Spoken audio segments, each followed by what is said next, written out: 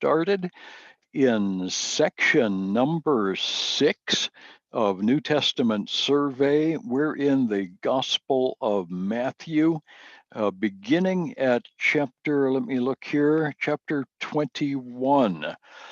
Today I'm going to walk through some important stuff. I'm hoping to get through chapter 25. If we do, then we'll finish Matthew on Monday. If I can get through chapter 27, which is unlikely, I think we'll probably get through 24 and then finish on Monday with Matthew.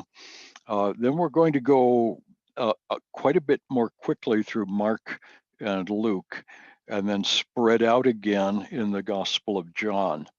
So there'll be notes coming on Monday. Okay, with all of that, the high point in the trajectory of the Gospel of Matthew is Peter's confession.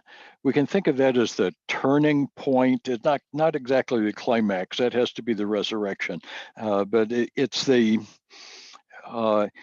spot, the watershed.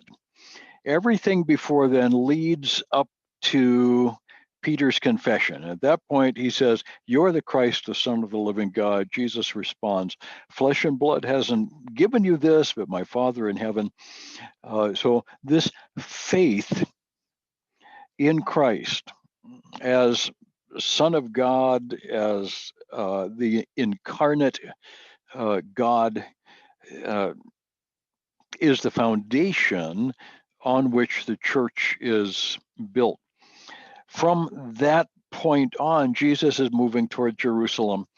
And 3 times after this, he says, "By the way, guys, we're heading for Jerusalem. We're going to be persecuted. They're going to kill me. They're going to bury me. But on the 3rd day, I'll rise again." That comes up 3 times. And you would think anything in the Bible is important. If the Bible says something once, we should pay attention and see how it fits in. When the Bible says something 3 times, that's like underlining it. So this is important. Saying it ahead of time doesn't make the resurrection any more real. But what it does is, first of all, it gives the disciples what I would call a heads up, so that they're expecting something, or they should have been expecting something remarkable to happen during the Passion Week. As they're heading toward Jerusalem, the disciples respond with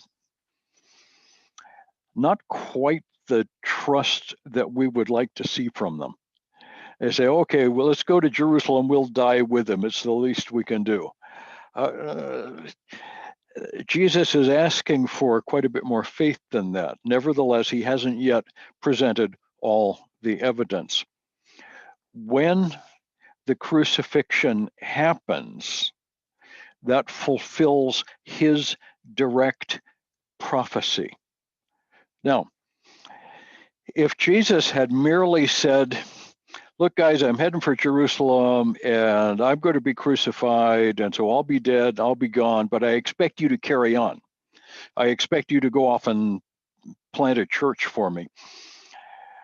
That would have been one thing. And in fact, it would have been very similar to what other religious leaders have done in their day, very similar to what Gautama Buddha did, is very similar to what Muhammad did. I'm going to die and you guys go on without me. But that's not what Jesus said. He said, "I'm going to die, I'm going to be buried, but on the 3rd day, I'll return." He predicted his own resurrection. Now, it's one thing to predict that your political and religious enemies are going to kill you. That sort of thing happens all the time. But to predict that you're going to be resurrected, Now, that doesn't happen. That's what we call a statistically improbable prediction. If I make a prediction that if I say you ought to trust me, I'm the spirit of Krispy Kreme, and I've come to bring you carbohydrates, because I am this great divine being, I'm going to do a miracle tomorrow morning at 7 a.m. The sun will rise in the east. That's what the sun always does. It's statistically a very probable thing to happen. And therefore, it doesn't authenticate what I'm saying about myself. When Jesus says, we're going to Jerusalem, okay, we're going to Jerusalem, and I'm going to be killed. Oh, okay, well, that's too bad. But on the third day, I'll rise again. He was making a statistically improbable prediction that requires a miracle. It will therefore support his claims to be the Son of God. Only the Son of God could make a claim like this. Nobody else would do this. So that's why that part is so important. I'm going to start sharing the screen. We're going to start at chapter 21. See if I can make this happen. Yes. Okay.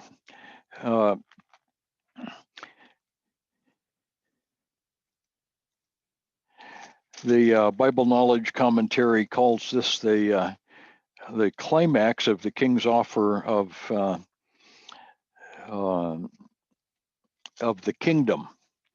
And the official presentation of the king is given to us in chapter 21. This is the Triumphal Entry, or Palm Sunday. We call it a variety of things. Here comes Jesus, and here in Triumphal Entry, here comes the king. And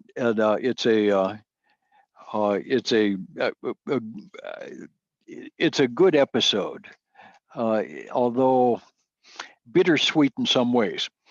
We'll talk about the actual events of Palm Sunday here in just a bit. In chapter 21 and 2, we see Jesus' interactions with the Pharisees. He's again, he rattles their cages. They respond back by getting angrier and angrier.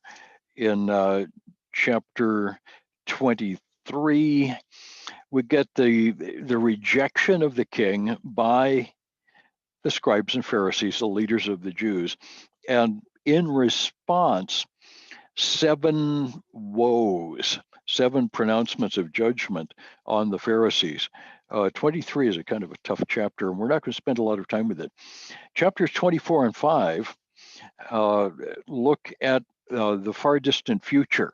Here is Jesus wandering around Jerusalem in the week prior to his death, and he's making comments on the Temple Mount. And in the midst of those comments, he makes predictions about his second coming. Now, the disciples had no idea what the church age was going to be. They had no idea that there would be any more than a few weeks or months between the resurrection and the second coming. They didn't know it would be thousands of years. And so they're almost completely in a fog here. Nevertheless, Jesus lays out a schematic diagram of the end times that I think is quite important. And we'll look at that in quite a bit of detail today. Then in chapters 26 and 27, the final national rejection of the king. This is the passion narrative as Jesus goes to the cross. So we see the arrest, the trials, before the religious authorities, and then before the civil authority, and finally the delivery to the soldiers for crucifixion outside the gate. This is a kind of an ugly bit. Burial. We go through this every year at Easter. So I'm going to be pointing out some of the specific high points as we get there. But let's start back in chapter 21 with Palm Sunday, the triumphal entry into Jerusalem. Typically, when a king comes into a city, great kings, conquering kings, show up after their armies have pacified things, and they ride into town on a big white war horse or whatever they've got. Maybe it'll be a big brown war camel, I don't know, or an elephant, or whatever. But you ride into town in triumph. What is interesting about the triumphal entry is that Jesus rode in on a donkey. Now, you'll remember, those of you who were with me through Old Testament survey may have made a note in the book of Zechariah. I believe it's chapter 9 of Zechariah, that the Old Testament predicts that the Messiah will arrive in Jerusalem on a donkey. And what is unusual about that is that a donkey is the transportation of a very humble person. A peasant might ride into town on his donkey or walk next to it if the donkey wasn't big enough. Donkeys are little. This is not like a mule. A mule is a full-sized animal that you can ride on. A donkey or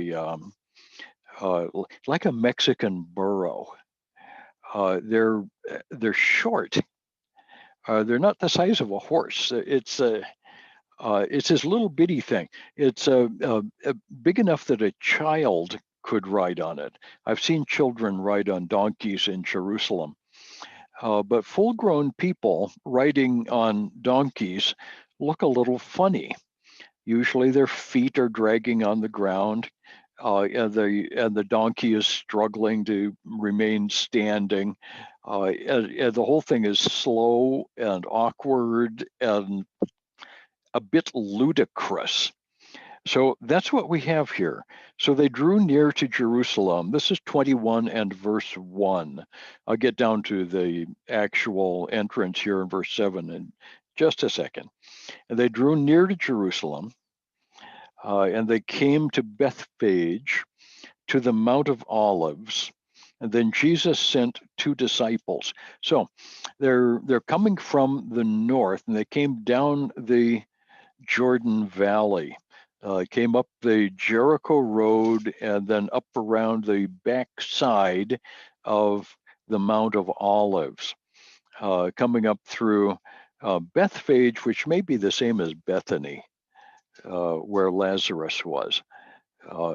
I'm actually not sure. We don't have it doesn't matter, but just so you know, scholars do in fact spend a lot of time worrying about the locations of things. So I worry about this, but I don't have any good answers to whether Bethphage and Bethany are the same place. It could be, or maybe it's someplace else that we don't know about. But anyway, here he is, and he's arriving at the Mount of Olives. It's also significant that Zechariah says, in the second coming, the Messiah will touch down first on the Mount of Olives and then walk straight ahead up onto the Temple Mount. So here in Jesus' triumphal entry, he's going to arrive in Jerusalem by the same route as he will take in his second coming. So he comes up and over the Mount of Olives and on into town, saying to the disciples, two disciples, go into the village in front of you, and immediately you'll find a donkey tied and a colt with her. Untie them and bring them to me. And if anyone says anything to you, you shall say, the Lord needs them, and he will send them at once. This took place to fulfill what was spoken by the prophet, saying, this is the prophet Zechariah, say to the daughter of Zion, behold, your king is coming, humble and mounted on a donkey, on a colt, the foal of a beast of burden. Now, Luke doesn't give us quite the same story, and we're not going to worry about that too much. One of the questions that we have is whether Jesus was on the mama donkey or the baby donkey, whether it was the donkey or the colt. Zechariah says it's the colt of a donkey. Well, a grown-up donkey is the donkey that grew up from a colt, and a baby donkey is really little, and it makes it even more ludicrous. And you wonder exactly what happened. Luke just says he comes in on a donkey, so we're not sure. And the stories are ever so slightly different. Were there two? Was it the mom and the baby, as Matthew says? There may have been, but which one was Jesus riding on? Well, yeah, we don't know. At any rate, we've got this procession beginning, and the people are beginning to see Jesus on this donkey coming into town, and the disciples went and did as they were told, and they brought the donkey and the colt and put on them their cloaks, and he sat on them. Well, he sat on one of them. Most of the crowd spread their cloaks on the road. Isn't that interesting? It's as though they've been looking forward to the coming of the Messiah. The word has gone around, and so they're putting their coats on the road. Others cut branches from the trees and spread them on the road. Tradition has it that this was palm tree branches, just like the Philippines. Same kind of trees. There's date palms and banana palms both grow in Israel. So we don't know which kind, but palm leaves, and these would form, along with the cloaks, a kind of a highway for Jesus to go on. They spread them in the road, and this is why we call this Palm Sunday. Roman Catholics have a ritual on Palm Sunday. Everybody gets a palm leaf, and you wave it and all of that. And you keep your palm leaves, and the following year you burn those. And on the Wednesday before Easter, the year-old palm leaves that have been burned into a charcoal are put on the foreheads, and they call this Ash Wednesday. And there's no particularly biblical reason for celebrating Ash Wednesday, but that's where that comes from. And whatever. I've had students who've gone to churches where they celebrate Ash Wednesday, and I think, oh well, okay, that's nice. It's not biblical, but it is nice.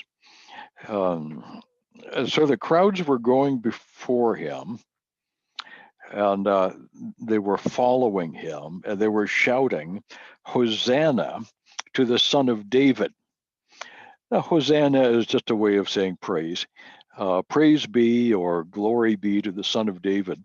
Son of David refers to the descendant of David who is the king. Blessed is he. Baruch atah, blessed is he who comes in the name of the Lord. Borei Bashem Adonai. he's coming in the name of the Lord. Hosanna in the highest. So this is a good thing to say. This is speaking in hope more than anything else. and the crowds were saying, "This is the prophet Jesus from Nazareth of Galilee." And they were all excited. And they were pretty sure. The people at this time were very sure that this is it. This is the beginning of the kingdom. Jesus in Galilee had been offering the kingdom. They knew that. And so at this point, they're hoping that this is it. This is the moment when the kingdom will come to Israel. And there was quite a number who were very excited. Now, as the week goes on, these same people are probably also in the crowd that condemned him. So this is a fickle crowd. Jesus realizes that. Traditionally, we visualize Jesus as being melancholy, coming into the city, perhaps not very happy, because he knows what's coming this week. So here it is. This is Sunday. We're a week away from the resurrection.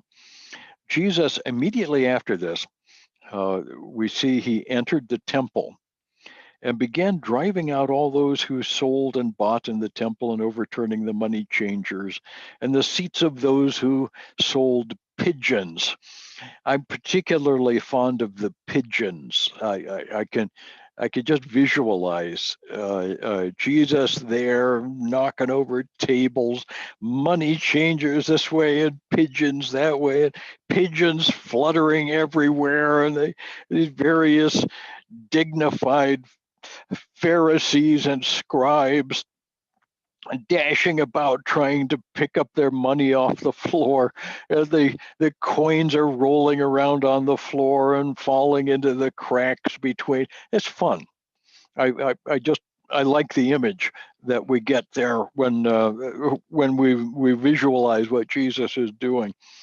He said to them, "It is written, my house shall be called a house of prayer, but you make it a den of robbers." And they did, of course. The money changers and others here were just thieves. This was corruption of the worst sort. So let's say you came to the temple and you're not used to coming to the temple. You come once a year for the feasts, and you know that you need to give an offering. So you bring a coin. You bring a silver coin or maybe a gold coin, something really nice, and this is your offering. Well, you have to stop at the money changer because the temple only takes a certain kind of coin. You can't give this Galilean drachma. You've got to have a real temple coin, and the exchange rate always favored the money changers. Now that's true today. I work with money changers all the time when I travel, and the exchange rate always provides a profit for the money changer. And that's okay. If I fly into Clark Field, I know I'm going to need some pesos while I'm in the Philippines, so I go to the money changer and I give them some dollars and they give me some pesos. And I know that the exchange rate that they're offering is not quite the exchange rate that's going to be posted on the street when I start trying to buy things. I know that. But the money changers have to make a living, and I'm okay with that because it's a necessary service that they're providing. What these money changers in the temple were doing was pure and simple thievery. There's no biblical reason and no practical reason for the temple to require a different kind of coin.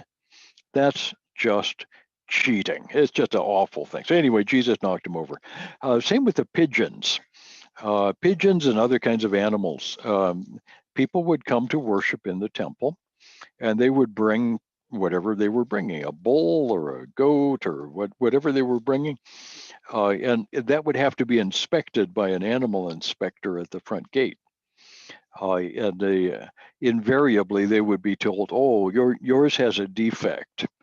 That goat is a very nice goat, but it's got a defect, and so you need to go inside to the goat seller and buy a good goat. And you can leave yours there.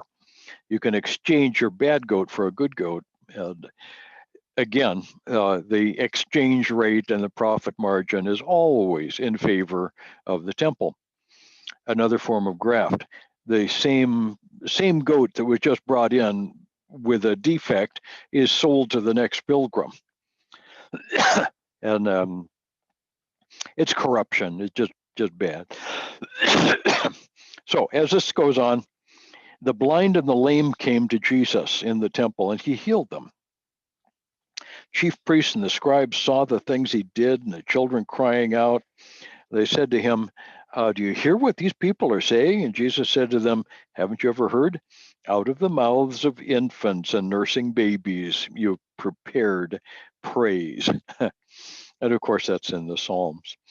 After leaving them, he went out of the city to Bethany, and he stayed there. Later on, he curses a fig tree, which is very interesting. Here's a fig tree with no fruit. Now, later on, we're going to see the fig tree again.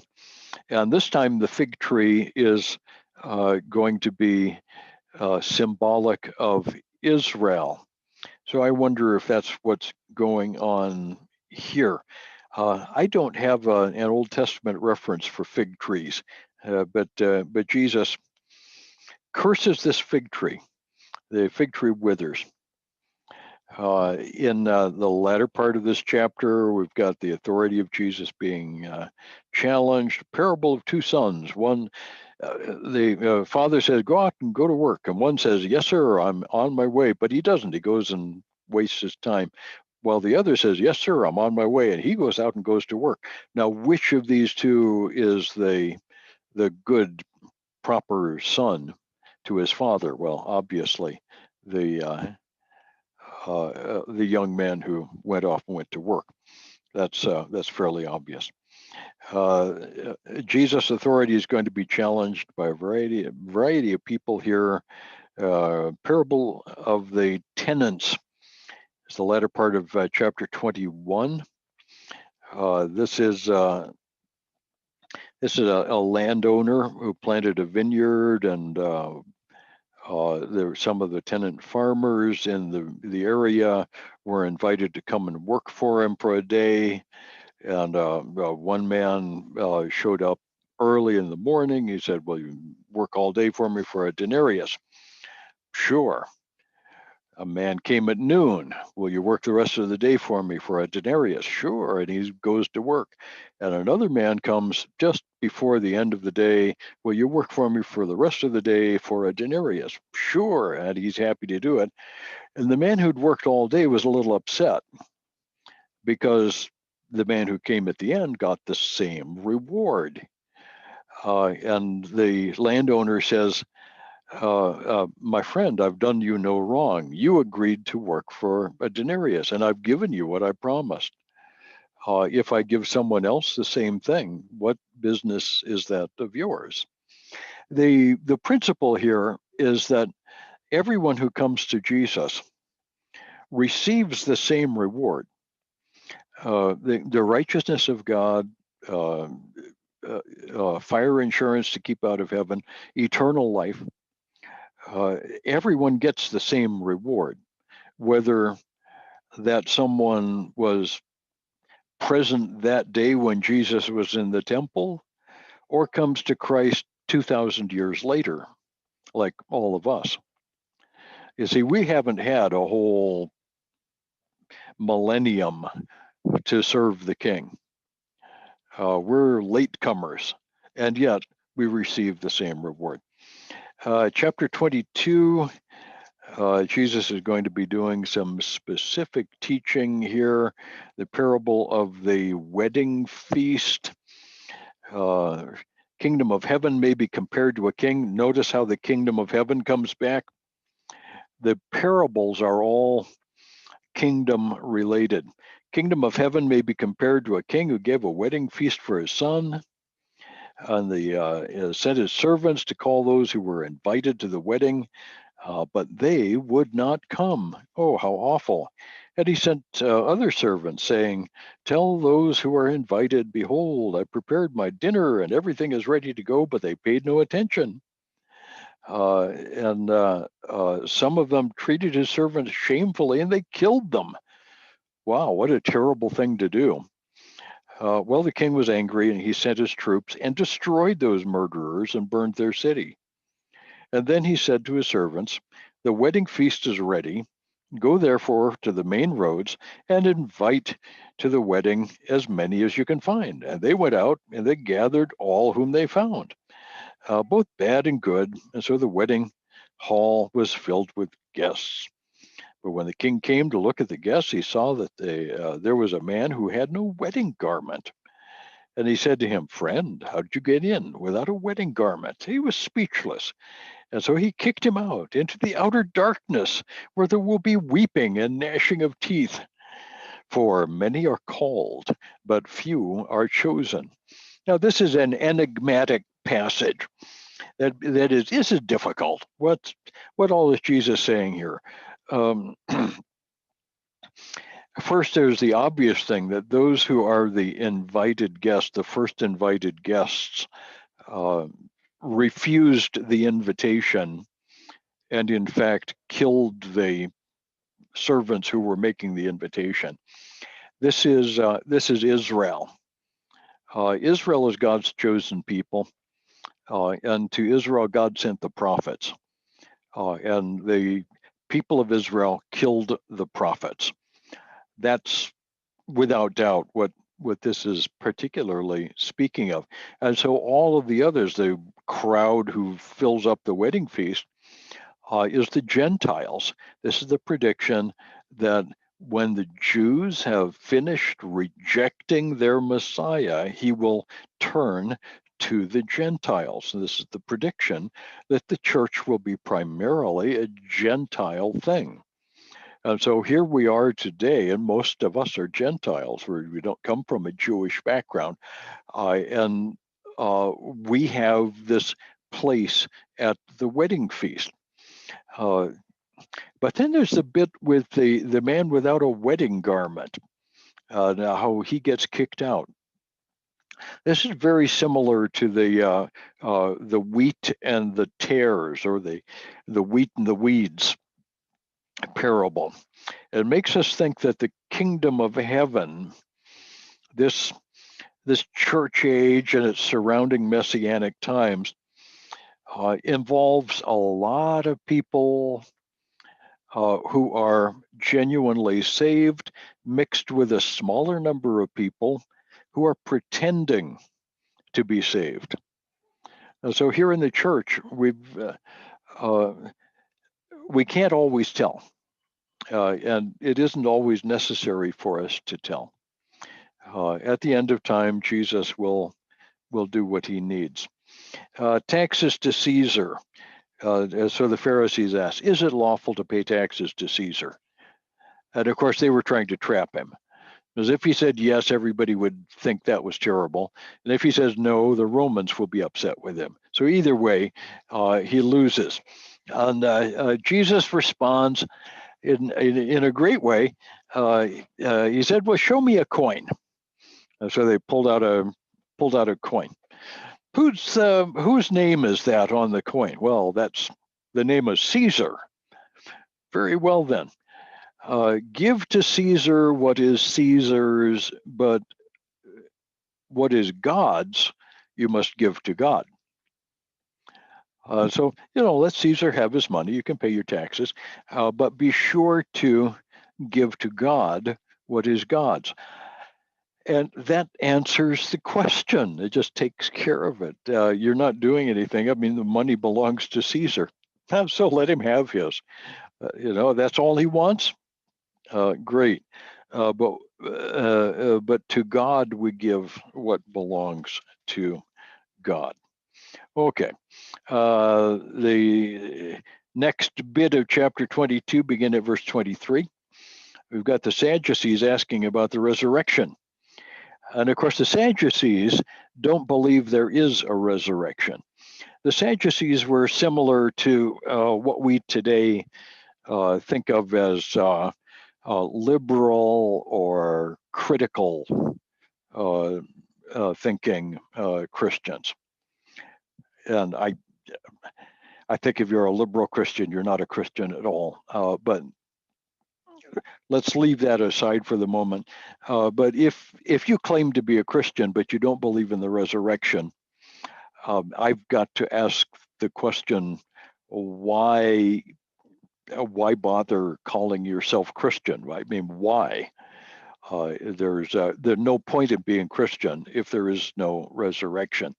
That, of course, is the point of 1 Corinthians 15. If there is no resurrection of the dead, then we who have trusted in Christ are of all men most to be pitied. If it is for this life only that we have trusted Christ, then we are the biggest fools in the history of the world. And of course, I don't believe that. But the Sadducees didn't believe in the resurrection. So they said, good teacher, Moses said, if a man dies having no children, his brother must marry the widow and raise up offspring for his brother. Now there were 7 brothers among us. The first married and died, and having no offspring, left his wife to his brother. So too the second and the third, down to the 7th, all of them. And then the woman died. In the resurrection, therefore, of the 7, whose wife will she be? For they all had her.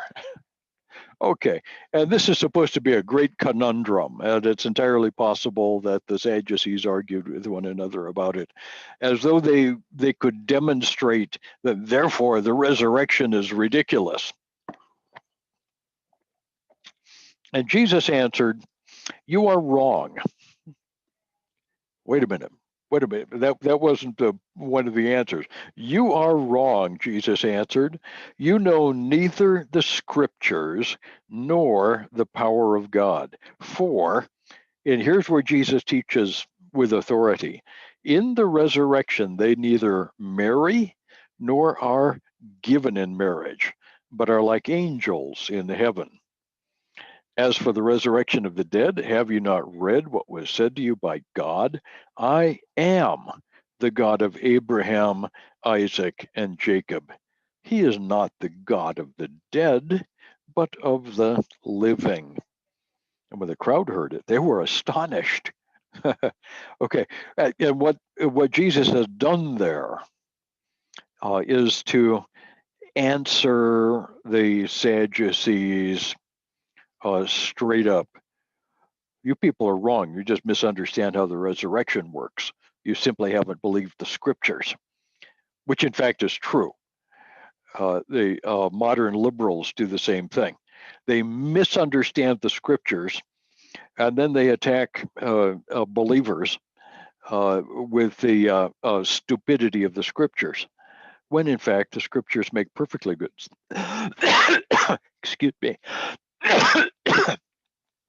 I seem to have been having trouble getting rid of my cough. I picked up a little cough several weeks ago, and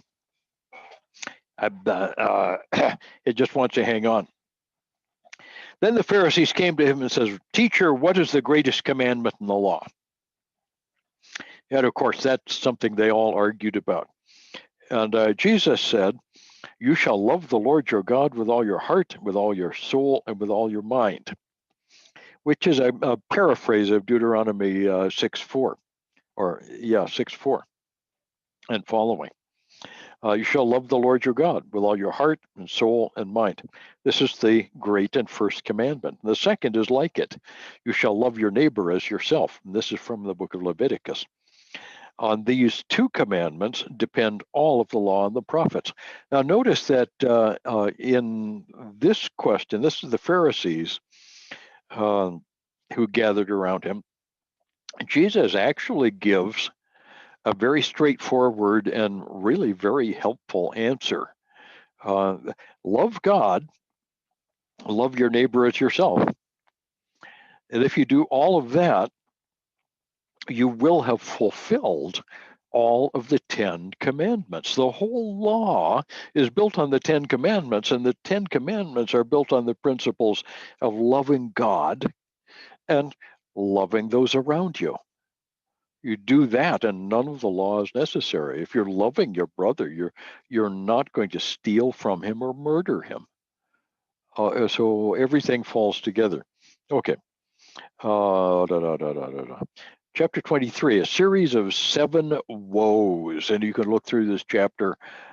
Jesus is pronouncing here a series of curses on the scribes and Pharisees.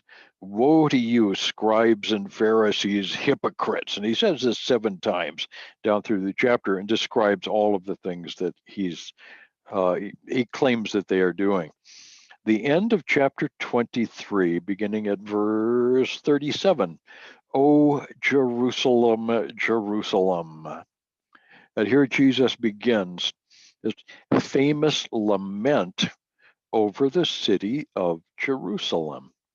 O Jerusalem, the city that kills the prophets and stones those who are sent to it.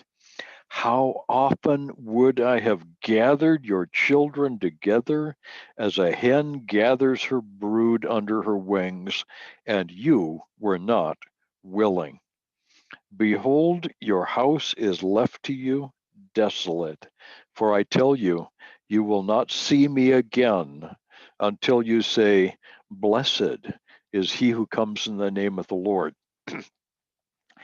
In other words, Jesus is talking to the city of Jerusalem and saying, "This is it. I've made my offer. You've rejected my offer. You're not going to see me again until you see me in glory." The next time Jesus comes to Jerusalem, he's not going to be riding a donkey. He will be in his glory. He will touch foot on the Mount of Olives and shatter the mountain. He will walk through the Kidron Valley and up into the Eastern Gate as a conquering king. Frankly, I hope I can be there for that. I would love to have a ringside seat for that. This leads us into a very important chapter, chapter 24, which is the what we usually call the Olivet Discourse. Now, if you're looking at that picture in the background, you can see olive trees in the middle distance. That's in the Kidron Valley. The gate there in the background in the wall is the eastern gate of the Temple Mount of Jerusalem. And all of that city that you can see all the way up the hill is modern Jerusalem. The old city is just behind the wall. It's about 2 kilometers square. And this is what Jesus was seeing. This is approximately the view that Jesus had when he was speaking of Jerusalem. So Jesus left the temple, was going away when his disciples came to point out to him the buildings of the temple. Okay, and that would have been this view right here. But Jesus answered them, "You see all these, do you not? Truly I say to you, there will not be left here one stone upon another that will not be thrown down." So the conversation that they're having comes in the context of the rejection by the people of Israel. The Sadducees, the scribes, the Pharisees, the leaders of the people are rejecting Christ. So the disciples are excited at their view of the temple, and Jesus says there's not going to be one stone left on another. This temple that has just been completed by Herod the Great will be torn down. It will be knocked down. Now, of course, we know from the Old Testament that this prediction is made. This is Daniel chapter 9.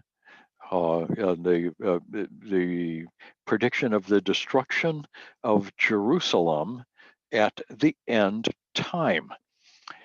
At this point, what Jesus is doing is very dependent on Old Testament prophetic scripture. So he begins describing the end. He sat on the Mount of Olives with this view exactly. And the disciples came to him saying, tell us when these things will be and what will be the sign of your coming and of the end of the age. So this is verse 3. Tell us what's coming. These things would be the destruction of Jerusalem and of the temple. And the disciples assumed that the destruction of the temple would coincide with the beginning of the kingdom age. That's what they thought, and they were wrong. And Jesus goes on, and Jesus answered them. And what he's speaking of here has to do primarily with the end time. He said, Jesus answered them and said, see that no one leads you astray, for many will come in my name, saying, I am the Christ. They will lead many astray. You will hear of wars and rumors of wars. See that you are not alarmed, for this must take place, but the end is not yet. For nation will rise against nation and kingdom against kingdom. There will be famines and earthquakes in various places. All these are the beginnings of birth pangs. Then they will deliver you up to tribulation and put you to death. And you will be hated by all nations for my name's sake. And then many will fall away and betray one another and hate one another. And many false prophets will rise up and lead many astray. Because of lawlessness, because lawlessness will be increased, the love of many will grow cold, but the one who endures to the end will be saved. And this gospel of the kingdom will be proclaimed to the ends of the earth as a testimony to all nations. And then the end will come. Okay. A lot of stuff going on there. What Jesus is describing is often called the Great Tribulation period. And this period, we know from the book of Daniel that this thing is coming, and it's a 7-year period. The 70th week of Daniel is a 7-year period. In the Gospel of Luke, Jesus makes a distinction between the beginnings of birth pangs, which he mentions here, and the coming of great tribulation for Jacob. So there's a bad time and a real bad time. During this first half of the tribulation period, there's some bad stuff. It lasts for 7 years. There are many false Christs or people claiming to be the Messiah. In the midst of that, there is one in particular, the willful king of the Old Testament. The book of Daniel has so many references to the prince who is coming, the willful king, the abominable king, the evil character. The New Testament, in at least one place, calls this the Antichrist. And I'm not sure that Antichrist is the best word. John uses that term. And I'm not sure he was using it in the sense of the one. He was thinking of it in terms of the false messiahs who will come along, religious leaders who will claim to be the Christ. But there is one particular willful king who will, in fact, try to become the dictator of the world. Now, he won't take over the world. He won't establish a global dominion of any sort, but he will fight a lot of wars. There will be wars nearby for those who are in Israel, and there will be wars that are far enough away that all you hear is the rumors. People will look at the nightly news and they'll say, "Oh, there's a war in Africa, or there's a war in South America. There's wars far away." As long as he's still fighting wars, he hasn't taken over the world. And there will be wars all the way through this 7-year period. And it keeps getting worse and worse. Along the way, there are famines and earthquakes. People like to keep track of famines and earthquakes to see if we're in the we're in the end time. We'll never know until it actually happens. At 3.5 years into the tribulation period, Daniel says we should expect the abomination of desolation. The abomination of desolation in Daniel was Antiochus Epiphanes sacrificing a pig in the temple in Jerusalem. It was the desecration of the temple.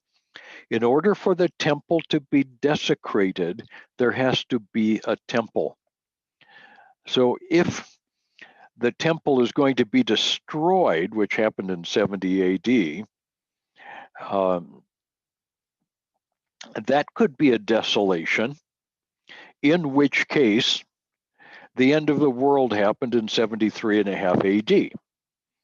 And the millennial kingdom went on for 1,000 years, and we're in the eternal state now.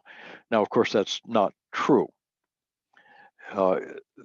Therefore, the destruction of the temple in 70 AD was not the end of the world. It was the destruction of Herod's temple. The Bible says that during the 7-year tribulation period, there will be a rebuilt temple in Jerusalem. That the Jews of that time will rebuild a temple for the worship of God. And there will be believers among the Jewish people of that time. And at the midpoint, the Antichrist will break his covenant with the Jewish people and will desecrate the temple, perhaps even destroy that temple. Once that has happened, great tribulation will come on Israel. Let me describe that a little more. Lawlessness, okay. Yeah, verse 15. When you see the abomination of desolation spoken of by the prophet Daniel standing in the holy place, let the reader understand. Okay, so you should really look at Daniel.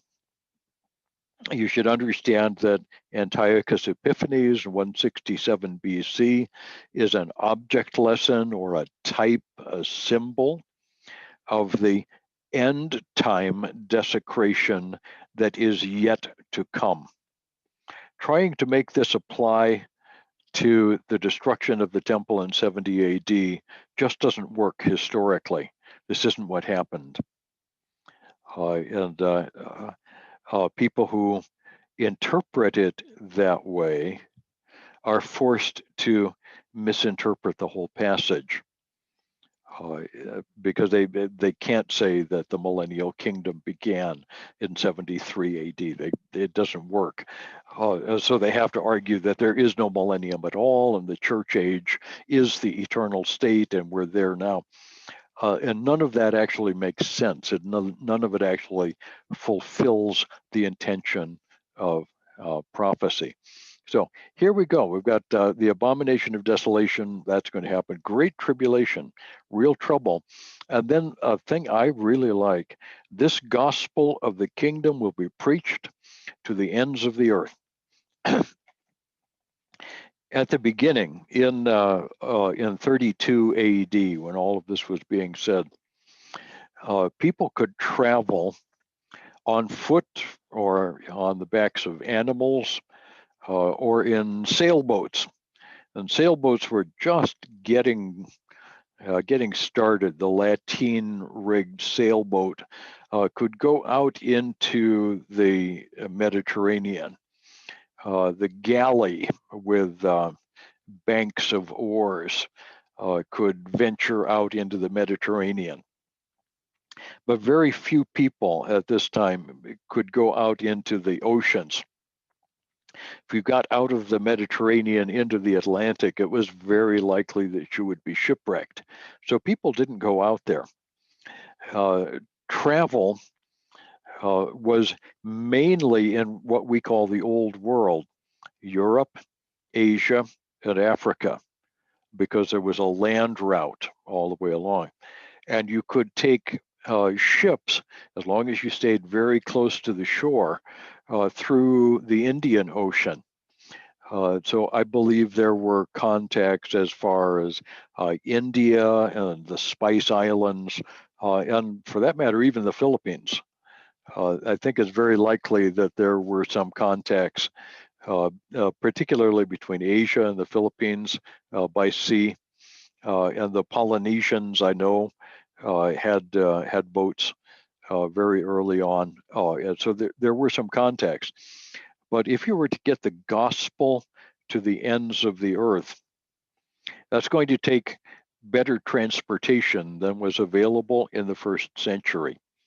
It's not until the 16th century AD, 1.5 millennia after the time of Christ, that ships from Europe finally began traveling to the coastlands of the rest of the earth.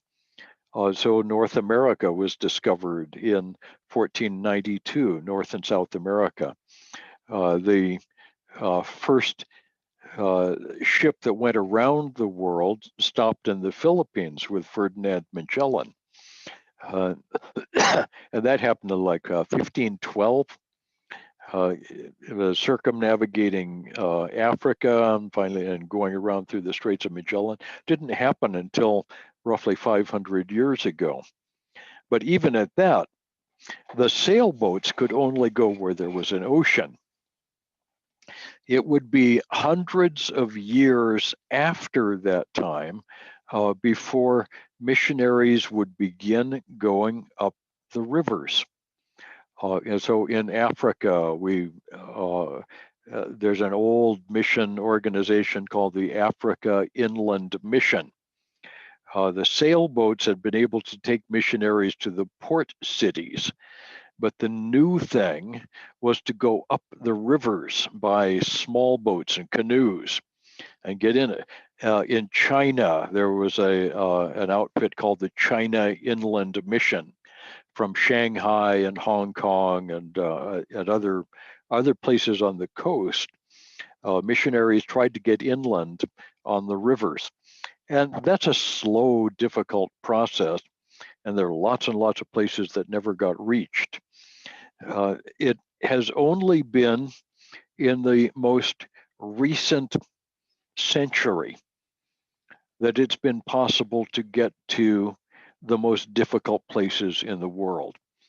Islands in the Pacific that are unreachable in any other way can finally be reached by air. Places inland in the Amazon Valley and in the Congo Valley can be reached today by air. Small airplanes with missionaries can get to places where nobody has ever been before, where languages are spoken that no one has ever heard before. Today, we also have electronic, technological means of communicating with the world.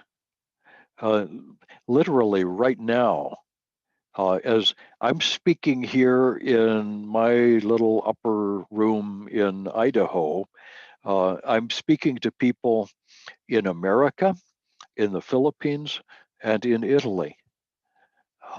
At this very moment, My voice in this gospel message is going to the uttermost parts of the earth. We are living in the generation that could fulfill this prophecy. Now, we're told specifically that this gospel of the kingdom will go out to the ends of the earth during the tribulation period. So it's quite literally not the church going to the ends of the earth, although we're developing the technology to make that possible. It is the remnant of Israel going to the ends of the earth. I love that story. I'm just hoping that enough of them get saved and committed before the tribulation starts. Well, I guess they couldn't. I hope they get saved right after the tribulation starts and get started on their aviation careers early, because a lot of places that we need them to go, they can only get by air. No, we're going to have pilots, lots of pilots during the tribulation period, and all the Christians will be gone. What are we going to do? I don't know. But the technology finally exists. We can actually do this. We can reach the ends of the earth.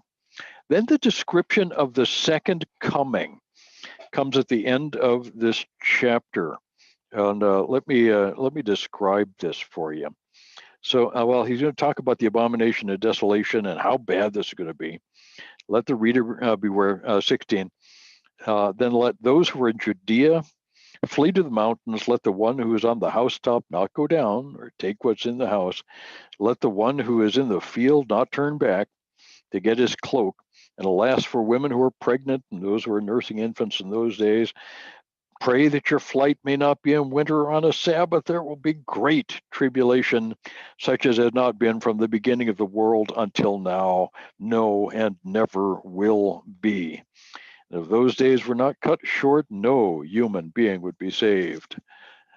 But for the sake of the elect, those days will be cut short. Okay, well, let's talk about that. The description that Jesus uses here, the great tribulation, is specifically for Israel, and the ones who are running away are going with nothing. They're trying to get away from a terrible destruction coming.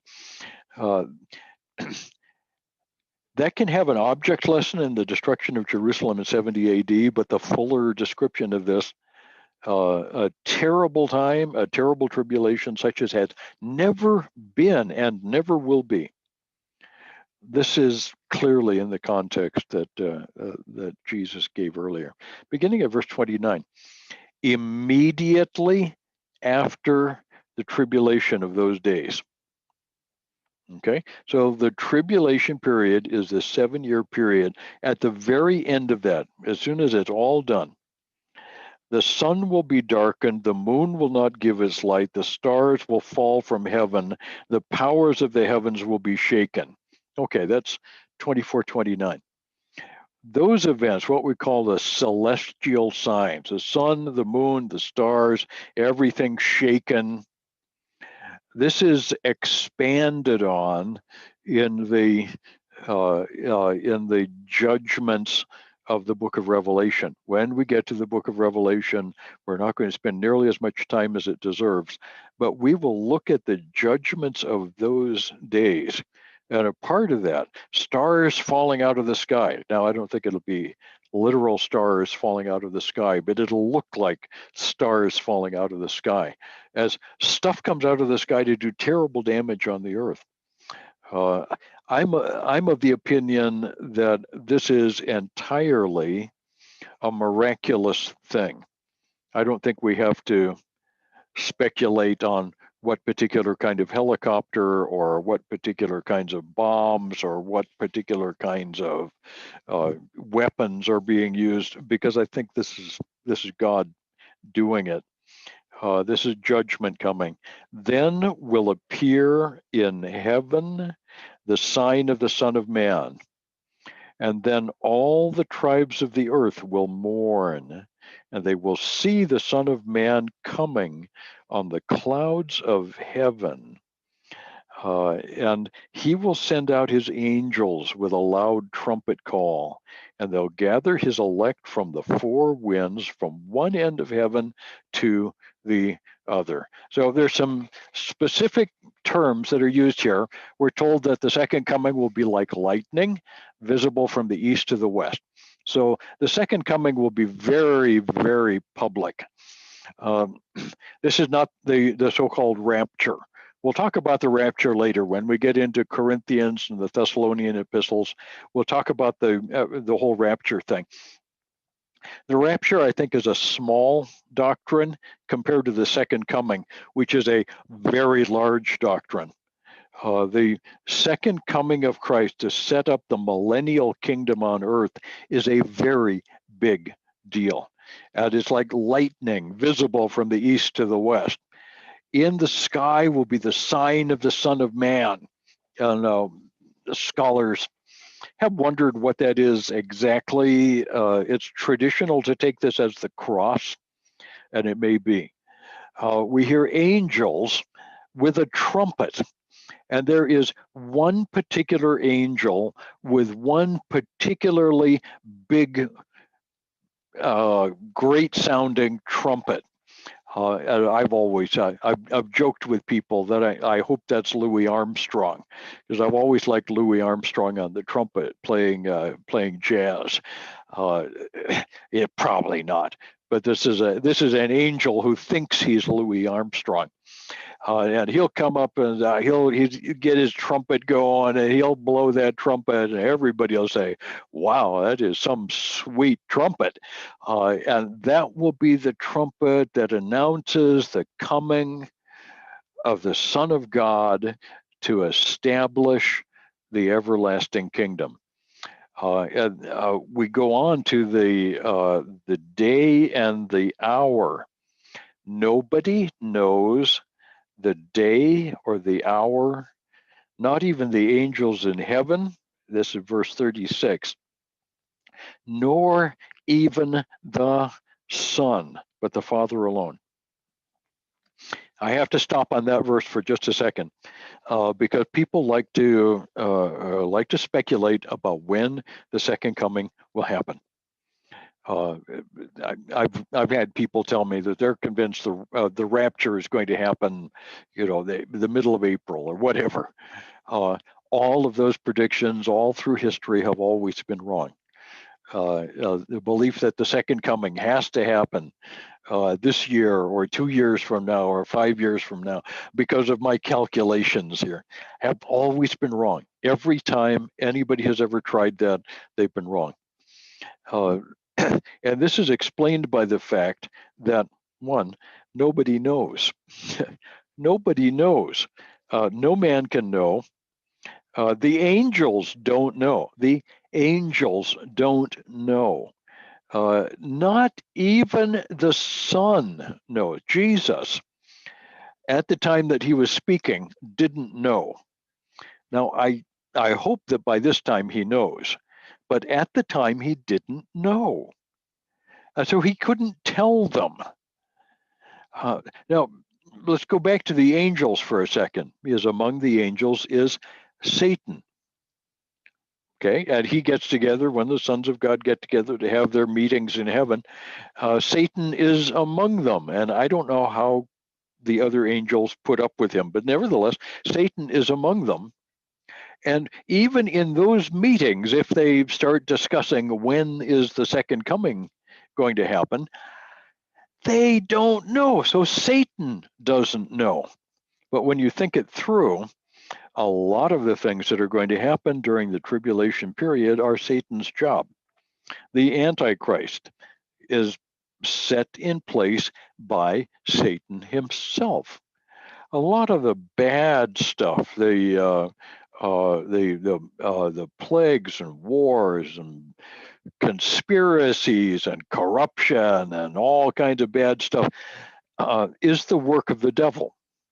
That's his job. I believe that ever since Jesus disappeared the first time, when Jesus ascended into heaven, Satan took a good look at his watch and said to himself, uh, when Jesus shows up again to take the church out of the way and to take the Holy Spirit out of the way, we'll get to that when we get to 2 Thessalonians. When the Spirit of God gets out of the way, I'm going to have 7 years to do my thing. And Satan doesn't know when that time will come. I believe he has always had an antichrist candidate, maybe 2 or 3, in line, ready to take the job when the moment arrived. So people have said the Emperor Nero must have been the Antichrist. He'd be a great one. Napoleon was the Antichrist. Oh no, Adolf Hitler was the Antichrist. Oh no, some American president was the Antichrist. They've all been wrong so far. But we can say that Satan may well have chosen to use one of those if the time had been right. So all of this is going on. The timing is not something we can know. I think it's always a mistake to predict specifically when Christ will come. Now, I will say that things have never lined up as well as they are lining up today. It's simply never been. There've never been as many pieces of the puzzle in place as there are today. But having said that, I'll admit that that's probably always been true. As individual pieces are put into the puzzle, more and more is known, and more and more is obvious. So where are we? Well, let's go on to one last image here, and this is in verse 32. From the fig tree, learn a lesson. As soon as its branches become tender and it puts out its leaves, you know that summer is near.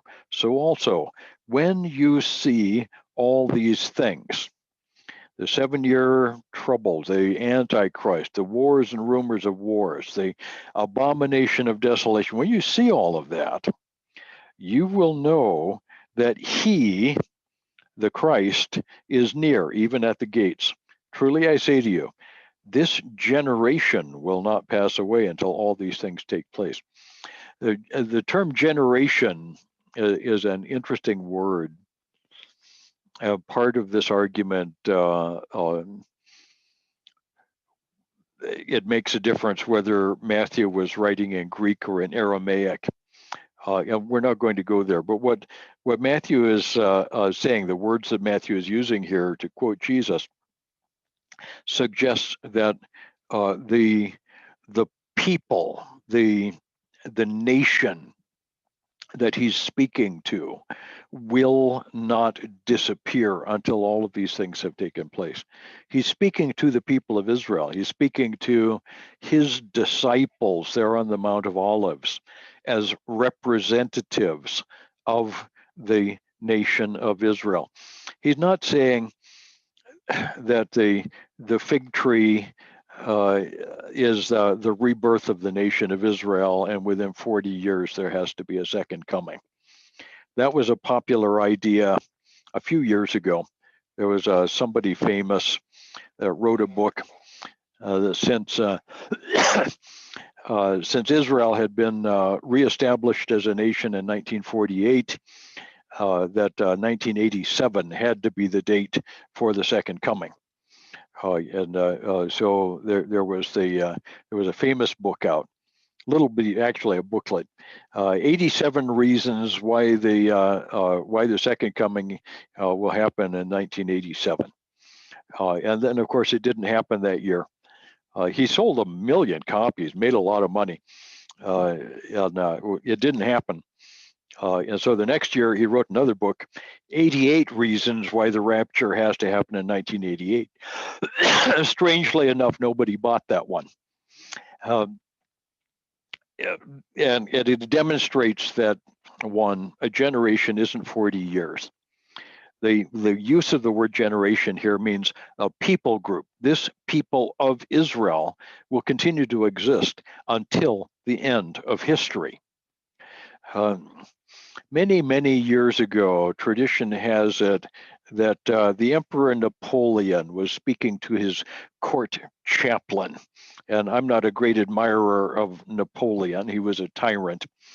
But Napoleon was thinking about starting a series of pogroms in various parts of France. And he talked to his court chaplain, and he said, Mr. Chaplain, can you give me any proof at all that the Bible is authoritative, that it is true? And the chaplain said to Napoleon, Your Majesty, the Jews. This is 200 years ago, and at that time, in spite of the fact that the church, by this I mean the medieval Catholic Church, taught that because the Jews had rejected their Messiah, they had been replaced by the church in the plan of God. In spite of that, the Jews continued to live as an independent people group all throughout the Mediterranean world. They were in dispersion all through Europe and Eastern Europe.